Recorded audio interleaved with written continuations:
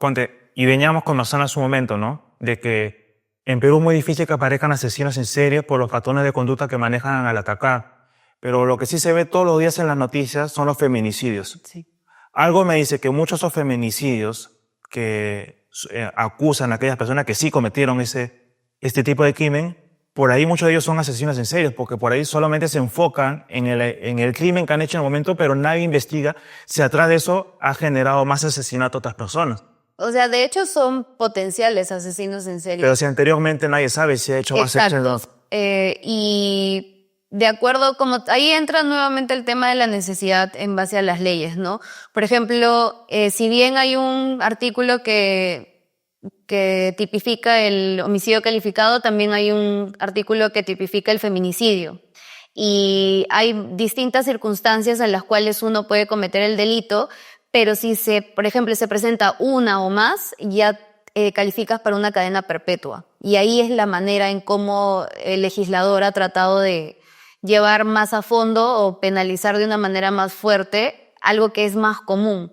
En este caso el feminicidio, ¿no? ¿Cuáles son las características que tiene que cumplir para que el acusado, bueno, si es redundante, que sea acusado por feminicidio? O sea, ¿qué características debe cumplir?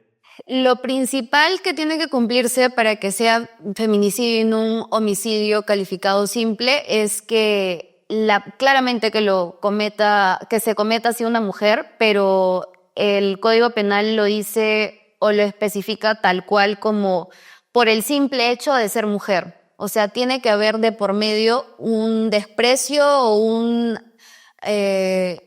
aberramiento por el hecho de que estás haciéndolo porque es mujer y porque tienes algo dentro que está causando eso, ¿no? ¿Y cómo pueden comprobar las autoridades de que el asesino generó esa accionar porque tenía intrínsecamente algo en contra de esa mujer? ¿Cómo pueden ellos colaborar a aquello? ¿O simplemente es porque generaron, en este caso, y lamentablemente, un asesinato ante una mujer, lo califican como ya un feminicidio? Esa es una disputa o un tema controversial que hay actualmente porque tú ves en las noticias matan a tal persona que es mujer y de frente es feminicidio. Entonces el legislador está en esa disputa de no siempre es feminicidio, porque no siempre es porque eres mujer te estoy matando o no tengo un desprecio por ti. Y es ahí que donde nuevamente se aplica que depende de cada caso, ¿no? Por ejemplo, se puede uno guiar de si tiene un historial de denuncias físicas a mujeres, si tiene un perfil psicológico ya más a fondo cuando hacen las pericias, de que sí pueden determinar tiene desprecio o tiene un resentimiento hacia eso y eso permite que lo determinen de esa manera. Claro, por ejemplo, hay casos, me investigaba de un caso en Puno de un tipo que asesinó a su novia y luego la descuartizó y practicó el canibalismo, ¿no? Y claro, y el titular dice feminicidio, ¿no? Claro. Pero veo los accionarios de esta persona y no creo que sea la primera vez que he hecho. Para descuartizar a una persona, con todo lo que vengo investigando asesinos en serie, es porque ya tiene una práctica de años. Sí. O sea, para saber cortar y todo, es que no es la primera vez que lo hacía. Pero nadie investigó si esta persona, cuántas personas más haya atacado.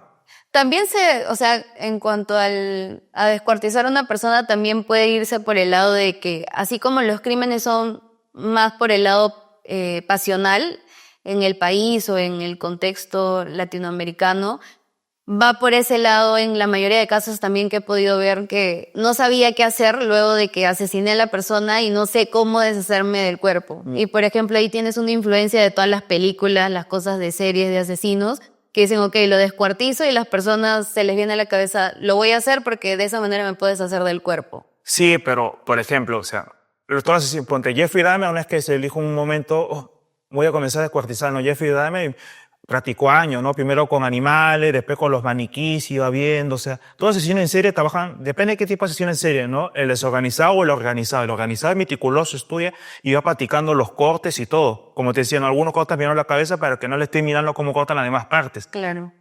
Este asesino, en Puno, lo acusa como un feminicidio, pero algo me dice, con la manera como acabó con esta persona y lamentable, que no fue la primera víctima, ¿no? Para mí que ya tenía más, ¿no? O sea, de hecho, por aquí lo tengo. El tema de un asesino en serie calzaría más con el tema de quizá un hecho de ferocidad, porque implica que haya un desprecio total por la vida humana. Entonces, Y el descuartizado. por eso, tienes un desprecio total, una indiferencia total a lo que es la vida humana, a la persona, y dentro de eso un asesino en serie tiene un patrón, ¿no? O sea, yo tengo un desprecio a la vida humana de ciertas características. Por ejemplo, de, no sé, personas que son mujeres, personas que quizás salen, toman mucho, como el caso de, no me acuerdo ahorita muy bien, un taxista o un mototaxista que salía a lugares donde frecuentaban personas de discotecas y aprovechaba eso y los dejaba en el descampado y tenía un desprecio porque los apuñalaba en repetidas ocasiones, desfigurándolos o dejándolos claramente por algo violento, ¿no? Entonces, calzaría más o menos por ese lado. Entonces, a lo que podríamos llegar, ¿no? Es que en Perú, en general, ya sea en la criminología en general, sí, pues estamos como los 70 de Estados Unidos, o sea, no estamos preparados todavía para manejar, porque no podemos todavía diferenciar, ¿no? Exacto. O sea, no hay algo que nos permita tener un estándar para aplicar la ley. Simplemente es ver cada caso en particular, qué cosa aplicaría y cuántos años le doy. Y en este caso, ¿tú crees que el titular como un feminicidio está ayudando? Y claro que estoy en contra de esto, pero ¿piensas que solamente enfocarse en ese lugar ayuda a poder buscar estas pautas, estos mecanismos para evitar aquello?